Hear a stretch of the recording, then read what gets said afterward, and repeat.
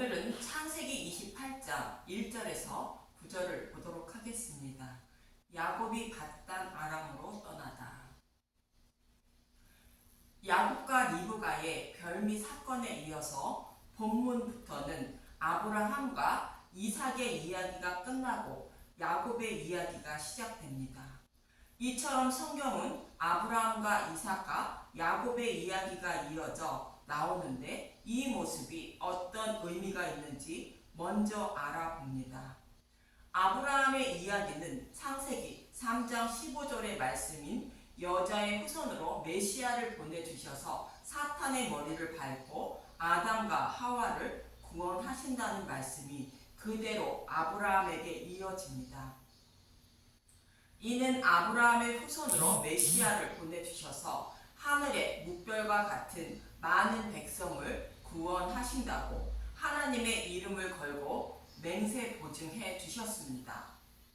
이 약속의 말씀대로 아브라함의 후손으로 메시아를 보내시는 모형으로 이삭이 태어나는데 이 모습은 여자의 후손으로 메시아가 오시는 모습을 모형하고 있는 것입니다.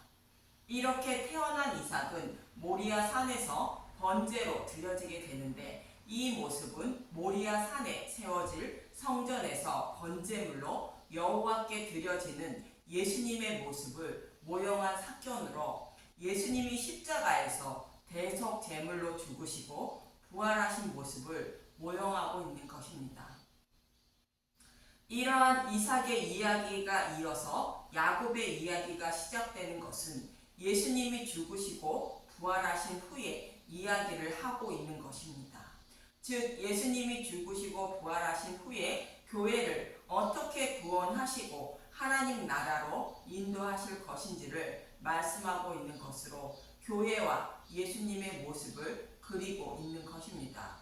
그래서 창세기 27장에서는 별미 사건을 통하여 교회가 어떻게 구원을 받게 되는지 말씀하고 있었는데 야곱이 복음을 상징하는 좋은 염소 새끼 2마리를 리브가에게 가져다 주므로 어머니 리브가는 곧 성령님은 야곱에게 아버지가 즐기는 별미를 곧 믿음을 만들어 주셨고 야곱을 아버지가 사랑하시는 에서처럼 꾸며주는데 에서의 옷을 야곱에게 입히고 염소 털로 에서처럼 꾸며주셔서 빛나고 깨끗한 세마포 옷을 입혀주므로 아버지의 축복을 곧 구원을 받는 모습을 말씀하고 있는 것입니다. 이와 반대로 아버지의 말씀대로 온 힘을 다하여 땀 흘려 사냥감을 잡아 별미를 만들어 아버지에게 드린 에서는 축복을 받지 못하는 모습을 말씀하고 있습니다. 이는 율법의 행위로 구원을 받지 못한다는 뜻이며 오직 복음의 말씀을 믿는 믿음으로만 구원을 받되 하나님이 믿음을 선물로 주셔야 구원을 받는다고 말씀하시는 것입니다. 이러한 모습으로 예수님은 교회를 구원해 주신다고 말씀하신 것입니다. 이 말씀에 이어서 야곱을 죽이려는 에서를 피하여 이삭과 리브가는 야곱을 밧단 아람으로 보내게 됩니다.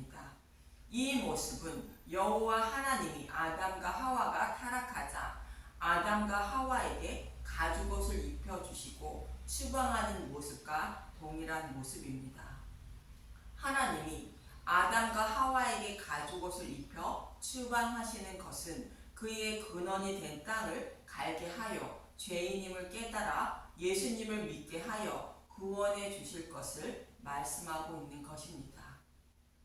이와 동일하게 별미 사건을 통하여 하나님은 야곱에게 가죽옷을 입혀준 것이며 야곱에게 근원이 된 땅을 갈게 하시고 믿음에 이르게 하여 구원해 주시려고 아버지 집을 떠나게 하신 것입니다. 그리고 하나님은 야곱을 떠나지 않으시고 결국 구약 교회인 12아들을 낳게 하시고 하나님의 집인 베델로 곧 약속의 땅으로 곧 구원을 하시게 하시는 것입니다. 이러한 야곱의 모습을 통하여 예수님이 천하 만민을 구원하시는 모습을 그리고 있는데 이는 예수님과 예수님의 신부인 교회의 구원의 모습을 야곱의 이야기를 통하여 말씀하고 있는 것입니다. 이 말씀을 기억하시고 본문 1절에서 2절을 보도록 하겠습니다. 창세기 28장 1절. 이삭이 야곱을 불러 그에게 축복하고 또 당부하여 이르되 너는 가나안 사람의 딸들 중에서 아내를 맞이하지 말고 일어나 밧단 아람으로 가서 내 외조부 부두엘의 집에 이르러 거기서 내 외삼촌 라반의 딸 중에서 아내를 맞이하라. 이 말씀은 두 가지의 의미가 있습니다. 먼저 야곱에게 가나안 사람의 딸들 중에서 아내를 맞이하지 말라는 것은 복음을 알지 못하고 다른 복음을 따르고 있어 심판받아 마땅한 자들을 아내로 삼지 말라는 것이며, 다른 복음을 믿는 자들을 따르지 말라는 뜻이며, 이미 복음을 전해 들어 복음을 아는 자를 아내로 삼아 복음을 떠나지 말라는 것입니다. 가나안 땅을 기업으로 받은 이스라엘 백성들에게도 가나안 여자를 아내로 삼지 말라 말씀하신 의미와 동일한 것입니다. 이 말씀은 복음을 떠나지 말라는 뜻인데, 복음을 알아야 죄인임을 깨닫게 되고 그런 자신을 구원해 주신 십자가의 은혜와 사랑을 알게 되는 것입니다. 사도 바울도 복음을 알기 전에는 자신이 의인인 줄 알았는데 복음을 알고 나서 죄인 중에 괴수라 고백하는 것입니다. 그래서 복음을 떠나지 말라는 뜻으로 가나안 사람의 딸을 아내로 삼지 말라는 것입니다. 즉 근원이 된 땅을 갈라는 뜻으로 자신이 얼마나 더러운 죄인인지 깨달으라는 뜻이며, 또 그런 나에게 가죽옷을 입혀주신 하나님의 사랑이 얼마나 크고 놀라운지 알라는 뜻으로 아버지를 떠나 밧단 아람으로 가게 하는 것입니다. 저와 여러분도 아버지를 떠나 이 땅에서 살고 있는 것은 근원이 된 땅을 갈라고 이 땅의 삶을 허락하신 것으로, 나 같은 더러운 죄인에게 가죽옷을 입혀주어 하나님 백성으로 삼아주신 하나님의 은혜와 사랑이 얼마나 크고 놀라운지 알라는 뜻으로 이 땅의 삶을 허락하신 것입니다. 그리고 두 번째의 의미는 야곱은 교회를 세우려는 예수님을 상징하는 자로 창세전에 택함을 받은 자를 신부로 삼는다는 의미로 네 외삼촌 라반의 딸 중에서 아내를 맞이하라 말하는 것입니다. 이렇게 아버지 집을 떠나는 야곱에게 하나님이 복을 준다고 말합니다. 본문 3절에서 5절을 보겠습니다. 창세기 28장 3절. 전능하신 하나님이 내게 복을 주시어 내가 생육하고 번성하게 하여 내가 여러 족속을 이루게 하시고 아브라함에게 허락하신 복을 내게 주시되 너와 나와 함께 내 자손에게도 주사 하나님이 아브라함에게 주신 땅 곧 내가 거류하는 땅을 내가 차지하게 하시기를 원하노라. 이에 이삭이 야곱을 보내매 그가 밧단 아람으로 가서 라반에게 이르렀으니 라반은 아람 사람 부두엘의 아들이요 야곱과 에서의 어머니 리브가의 오라비더라. 생육하고 번성한다는 것은 아이를 많이 낳게 한다는 뜻으로 복음을 전하여 많은 자들을 구원하여 하나님 백성으로 삼아 주신다는 뜻입니다. 그런데 여러 족속을 이룬다는 것은 아브라함과 이삭에게 약속하신 말씀처럼 복음으로 천하 만민을 구원하신다는 뜻이며, 또 아브라함과 이삭에게 약속하신 말씀대로 그들에게 약속의 땅을 기업으로 주신다는 것으로 하나님 나라를 기업으로 주신다는 뜻입니다. 즉 아브라함과 이삭에게 하신 언약의 말씀이 야곱에게 그대로 이어지는 것으로 아브라함과 이삭과 야곱의 후손으로 메시아를 보내주셔서 복음으로 생육하고 번성하게 하여 천하 만민을 구원하시고 그들에게 하나님 나라를 기업으로 주신다는 뜻입니다. 이 말씀은 야곱이 아버지 이삭에게 별미를 드리고 받은 축복의 말씀과 동일한 것입니다. 그러나 반대로 아버지 이삭의 축복을 빼앗긴 에서는 어떻게 되는지 본문 6절에서 8절을 보도록 하겠습니다. 창세기 28장 6절 에서가 다른 아내를 맞이하다. 에서가 본즉 이삭이 야곱에게 축복하고 그를 밧단 아람으로 보내어 거기서 아내를 맞이하게 하였고 또 그에게 축복하고 명하기를 너는 가나안 사람의 딸들 중에서 아내를 맞이하지 말라 하였고 또 야곱이 부모의 명을 따라 밧단 아람으로 갔으며 에서가 또 본즉 가나안 사람의 딸들이 그의 아버지 이삭을 기쁘게 하지 못하는지라. 여기서 에서는 아버지 이삭이 야곱에게 하신 말씀인 너는 가나안 사람의 딸들 중에서 아내를 맞이하자 말라는 말씀을 들었고 자신이 가나안 사람의 딸을 아내로 삼는 것이 아버지 이삭을 기쁘게 해드리지 못한다는 것을 알게 된 것입니다. 그래서 아버지 이삭을 기쁘게 해드리려고 아브라함의 아들 이스마엘 후손의 딸을 아내로 삼았다고 말하는데 이 모습은 복음을 알지 못하는 자가 하나님을 기쁘게 해드리는 방법이 무엇인지 하나님 백성을 눈여겨보고 있다가 그대로 따라가는 모습입니다. 본문 9절을 보도록 하겠습니다. 창세기 28장 9절 이에 에서가 이스마엘에게로 가서 그 본처들 외에 아브라함의 아들 이스마엘의 딸이요 느바요의 누이인 마할랏을 아내로 맞이하였더라. 이스마엘은 아브라함이 자신의 소견으로 하나님의 뜻은 이럴 것이라 하여 하갈에게 들어가 낳은 아들로 율법을 상징하는 자인데 아브라함이 하나님의 뜻을 알지 못하여 스스로의 소견으로 하나님의 뜻을 이루려던 모습과 같이 에서도 동일하게 따라하고 있는 것입니다. 그런데 로마서 9장 7절에서 8절을 보면 아브라함의 씨가 다 하나님 백성이 아니라 말합니다.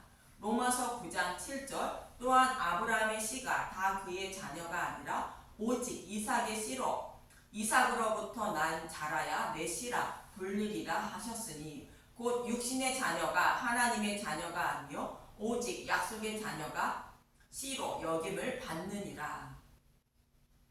아브라함의 자손이라 해도 다 하나님의 백성이 아니라 약속의 말씀대로 아브라함의 후손으로 오신 예수님을 믿는 자만 하나님 백성이라는 뜻입니다. 즉 약속의 말씀대로 오신 메시아인 예수님을 곧 복음의 말씀을 믿는 자가 아브라함의 자녀라 말하는 것입니다. 갈라디아서 3장 6절에서 8절을 보면 갈라디아서 3장 6절 아브라함이 하나님을 믿음에 그것을 그에게 의로 정하셨다 함과 같으니라. 그런즉 믿음으로 말미암은 자들은 아브라함의 자손인 줄 알지어다. 또 하나님이 이방을 믿음으로 말미암아 의로 정하실 것을 성경이 미리 알고 먼저 아브라함에게 복음을 전하되 모든 이방인이 너로 말미암아 복을 받으리라 하였느니라.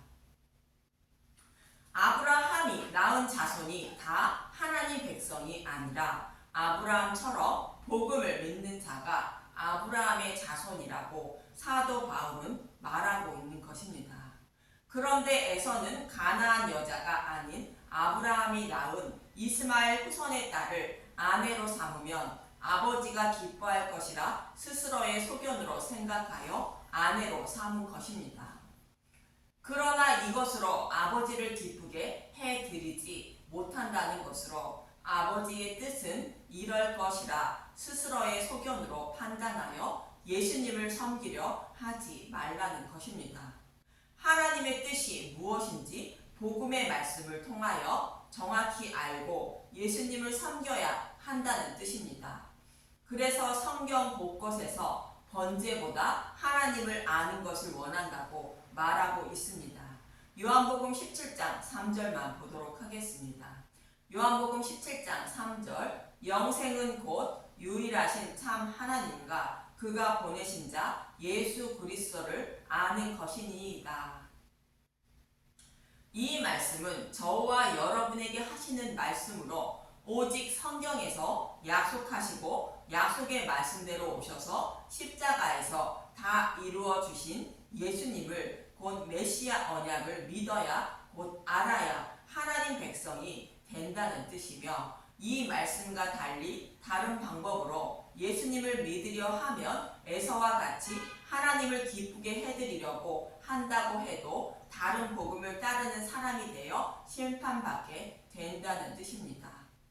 이처럼 택함을 받지 못한 에서는 스스로의 열심과 노력으로 하나님을 기쁘게 해드리려고 하지만 진리의 길을 알지 못하여 하나님을 기쁘게 해드리지 못한다는 말씀으로 하나님이 간섭해 주셔야 진리의 말씀을 깨달아 믿음에 이르게 되어 하나님 백성이 된다고 말씀하고 있는 것입니다.